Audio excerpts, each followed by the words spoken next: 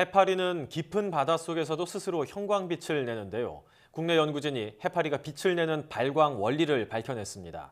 이 원리를 활용한다면 스마트폰 또 노트북 등 빛을 내는 디스플레이 기기의 양자 효율을 높일 수 있을 것으로 기대가 되는데요. 네, 이번 연구를 진행하신 기초과학연구원 복잡계 자기조립연구단이자 포스텍 화학과 이영민 교수 연결해 보겠습니다. 안녕하십니까? 예, 안녕하세요. 네, 이번에 해파리가 빛을 내는 발광 원리를 밝혀내셨다고 들었습니다. 이번 연구 내용에 대해서 설명 부탁드리겠습니다. 예, 컴퓨터 시뮬레이션을 이용해서 해파리 속에 들어있는 녹색 형광 단백질이라고 불리는 물질이 높은 효율로 형광을 내는 원리를 밝힌 것입니다. 형광 단백질 속에는 빛을 내는 그런 분자 부분이 있는데요. 이 부분은 빛을 흡수하면서 구조가 뒤틀리려는 경향이 있고, 이렇게 구조가 뒤틀리면 형광을 잘 내지 못하게 됩니다. 이 단백질은 특이하게 통 모양의 구조체를 가지고 있는데, 이전에는 사람들이 이 통 모양의 구조체가 빛내는 부분을 꽉 붙잡아주면서 빛을 잘 낸다고 생각했었는데요. 하지만 이번 연구를 통해서 그렇게 붙들어매는 효과는 별로 크지 않고, 오히려 단백질 통 속에서 만들어지는 전기장 효과가 분자를 잘 못 움직이게 한다는 것을 밝혀낸 것입니다. 상당히 좀 듣는 것만으로는 이해하기가 어려운 내용인데 결과적으로 이제 해파리가 형광 단백질을 가지고 있기 때문에 스스로 빛을 낸다 이렇게 이해를 하면 될 것 같습니다. 형광 단백질이 무엇인지 간단하게 좀 설명을 해주시죠. 예, 형광 단백질을 설명하려면 형광이 무엇인지 설명을 해야 되는데요. 모든 물질들은 각각 정해진 색깔의 빛을 흡수하게 됩니다. 그리고 흡수한 빛의 에너지는 어떤 식으로든 다시 바깥으로 방출돼야 되고요. 근데 물질들이 이 빛을 다시 빛의 형태로 방출할 수도 있고요. 그러면 이렇게 흡수된 빛 에너지 중에서 일부가 다시 빛으로 방출되는 현상 중 일부를 형광이라고 부르고요. 그리고 생명 분자인 단백질들 중에서도 특별히 형광이 잘 나는 물질들이 있습니다. 대표적인 예가 형광 해파리에서 분리된 녹색 형광 단백질이고요. 형광의 경우에 아주 작은 양의 경우에도 쉽게 검출할 수 있기 때문에 지금까지 과학자들이 형광을 이용하는 여러 가지 연구 기법들을 발전시키려고 수십 년 동안 노력을 해온 것이 사실입니다. 네, 그러니까 스스로 생명체가 빛을 흡수했다가 다시 내놓는 게 형광이라고 설명을 해주셨는데요. 그렇다면 이 형광 단백질은 구체적으로 어떤 방식으로 빛을 이렇게 방출하게 되는 겁니까? 네, 아까 말씀드린 대로 모든 물질은 빛을 흡수할 수 있고요. 그리고 다시 빛을 내놓을 수 있습니다. 하지만 빛을 내놓는 대신에 분자가 진동을 하면서 에너지를 써버릴 수도 있는데요. 그것은 분자 속에 있는 원자라고 하는 알갱이들이 움직임이 빨라지면서 빛을 흡수한 뒤에 움직임이 빨라지면서 그 빛의 에너지를 뺏어가는 것이 가능하기 때문에 그럽니다.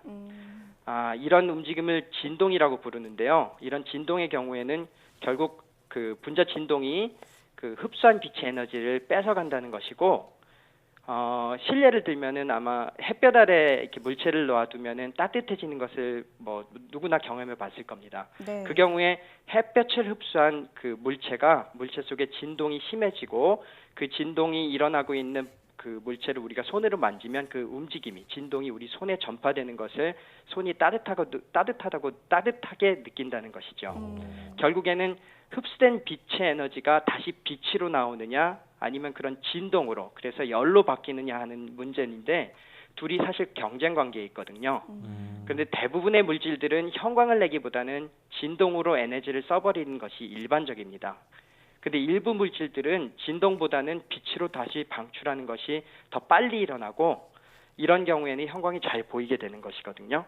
그래서 형광 단백질의 경우에도 이런 식으로 받은 빛을 열로 바꾸지 않고 다시 좋은 효율로 빛으로 방출하는 것입니다. 사실 이 형광은 이 형광 단백질뿐만 아니라 우리 주변에 늘 일어나는 일이기도 합니다. 네. 앞서 교수님께서 이 형광 단백질의 발광 원리를 좀 설명을 해주실 때 단백질 통해서 전기장 효과가 일어나서 분자를 못 움직이게 한다, 이렇게 연구 내용이 나왔다고 설명을 해주셨거든요. 예. 그렇다면 이 전기장 효과라는 게 겨울에 이렇게 손이나 옷에서 따끔하게 일어나는 그 정전기라고 이해를 하면 되는 겁니까? 예, 그 정전기라는 게 사실 그 뜻이 애매한 면이 있는 게 사실입니다. 왜냐하면 그 정전 효과라는 게 영어로 표현하면 일렉트로스태틱이라고 해서 그 정전기하고 비슷한 표현이 돼버리긴 하는데 네. 여기서 말하는 그 정전기 효과, 전기장 효과는 그런 그 옷 같은 데서 일어나는 그 따끔따끔하는 그런 정전기를 뜻하는 것은 아니고요.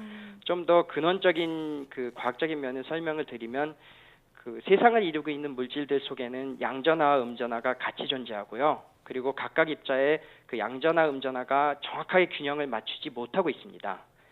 그래서 그 실례를 들면은 뭐 중학교 때 과학 시간에 나오는 이온 같은 입자를 생각하면 전하가 그 중성이 아닌 상태고요.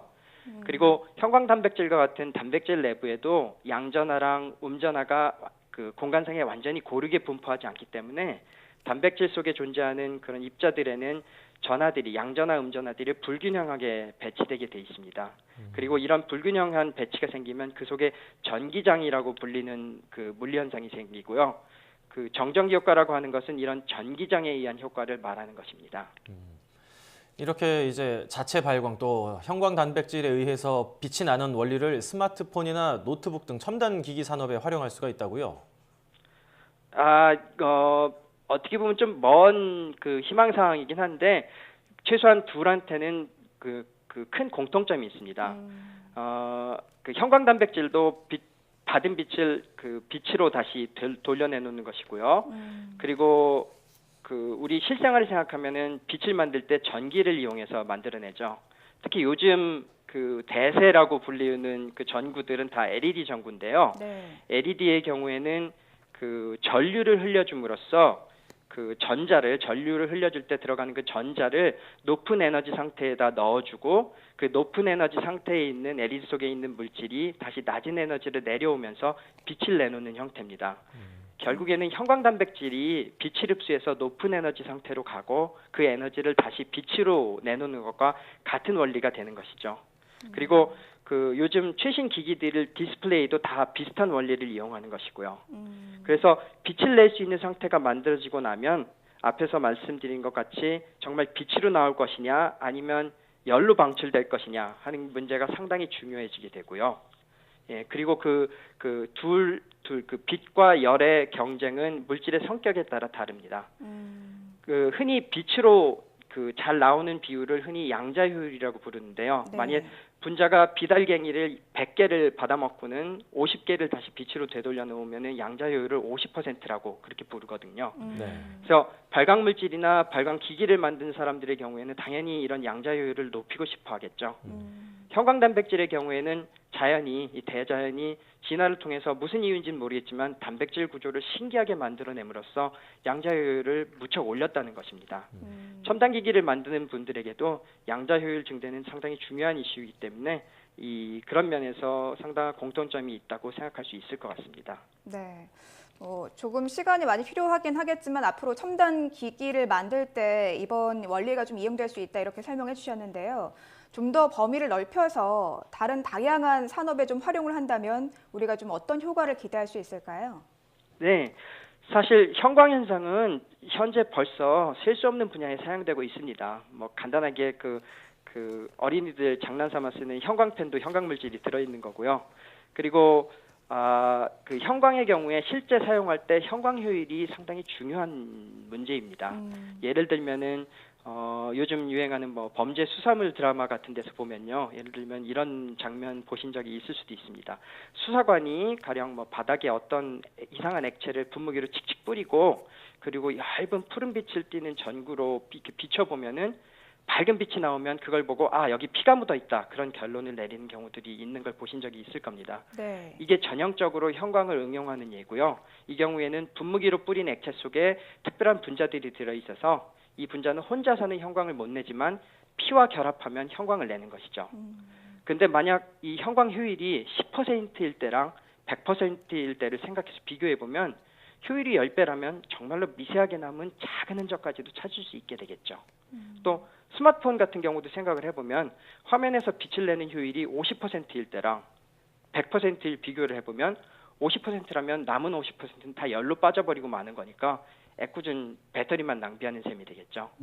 그래서 궁극적으로 이 산업의 응용이라는 걸 생각을 해보면은 이렇게 효율을 높일 수 있는 다른 방법들을 생각함으로써 그래서 그런 것들을 적용함으로써 더 좋은 형광 물질을 개발할 수 있는데 쓸 수 있지 않을까 그렇게 희망해 보는 것입니다. 에너지 효율을 높이기 때문에 이제 뭐 발전과 관련된 문제에서도 상당히 큰 도움을 얻을 수 있을 것 같은데 앞으로 이번 연구와 관련돼서 후속 연구 계획이 있으시다면 간략하게 소개를 해주시죠. 네. 이렇게 빛을 내는 상태를 화학하는 사람들이 흔히 들뜬 상태라고 부르는데요. 들뜬 상태를 설명하는 것은 사실 화학에서 매우 중요한 연구 분야입니다.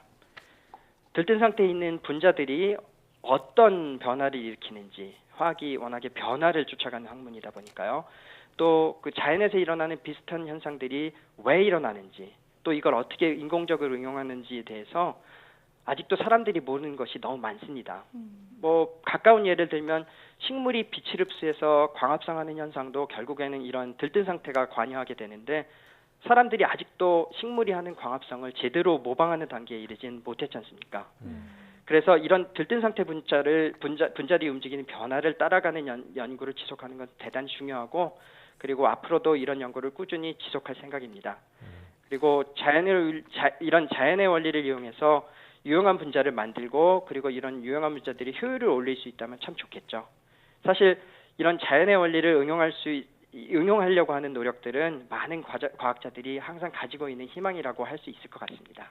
네, 지금까지 포스텍 화학과 이영민 교수였습니다. 교수님 오늘 말씀 감사합니다. 예, 감사합니다.